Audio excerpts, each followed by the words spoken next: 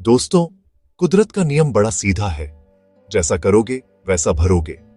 लेकिन जब यही बात अपने ही माँ बाप के साथ लागू होती है तो दिल रो पड़ता है।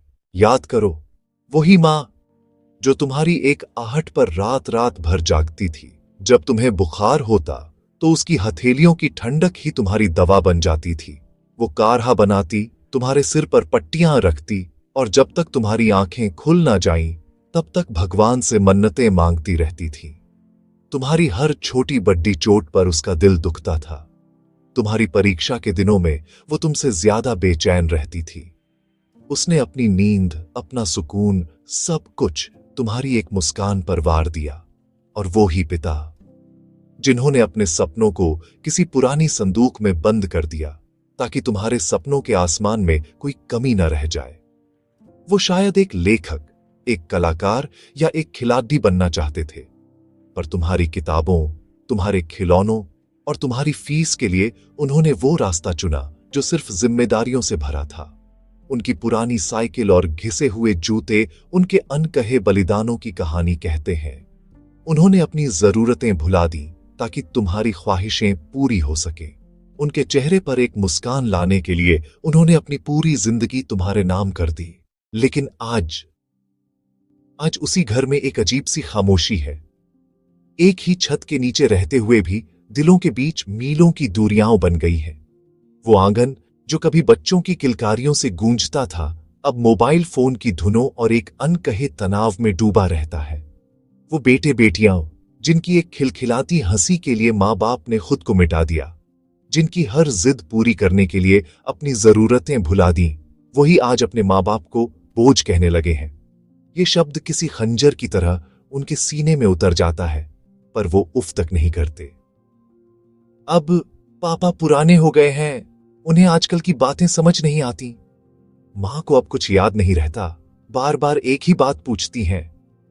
इनकी वजह से घर में बस झिकझिक रहती है, शांति ही नहीं है। ये बातें अब कानों में नहीं, सीधे आत्मा में चुभती है। हम भूल जाते हैं कि ये वही पुराने पापा हैं जिन्होंने हमें उंगली पकड़ डटाकर नया जमाना देखना सिखाया था। ये वही भूलने वाली मां है जिसे हमारी हर छोटी बड़ी जरूरत बिना कहे याद रहती थी। क्या यही संस्कार थे जो हमारे माता पिता ने हमें दिए थे? क्या हमने उनकी परवरिश का यही सिला दिया है? कई माँ बाप अपने ही घर से निकल जाते हैं क्योंकि अब वहां उनके लिए जगह नहीं बची, ना कमरे में ना दिलों में। और फिर कहते हैं, बच्चे, कुदरत भी हमारे साथ अच्छा नहीं कर रही। पर याद रखना दोस्तों, कुदरत बहुत न्यायप्रिय है। वो देर जरूर लगाती है पर अंधेर नहीं करती। आज तुमने अपने माँ बाप को अकेला छोड़ा है, कल तुम्हारी संतान तुम्हें अकेला छोड़ेगी, क्योंकि जो तुम बोओगे वही तुम्हें काटना होगा।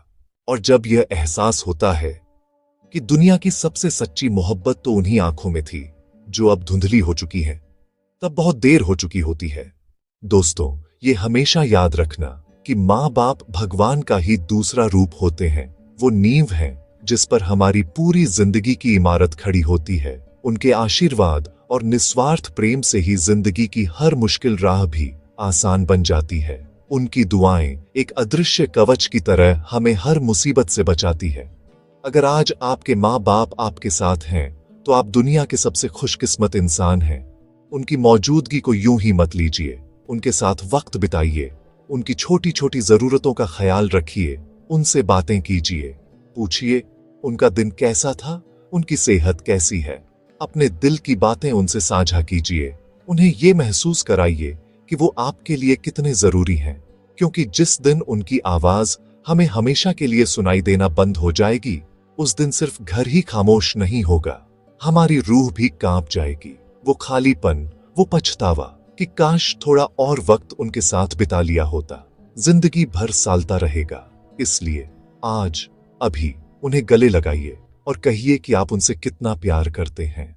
कुदरत का न्याय बड़ा सटीक है, पर तुम्हारा दिल अगर समय पर पिघल जाए तो शायद वो सज्जा को आशीर्वाद में बदल दे।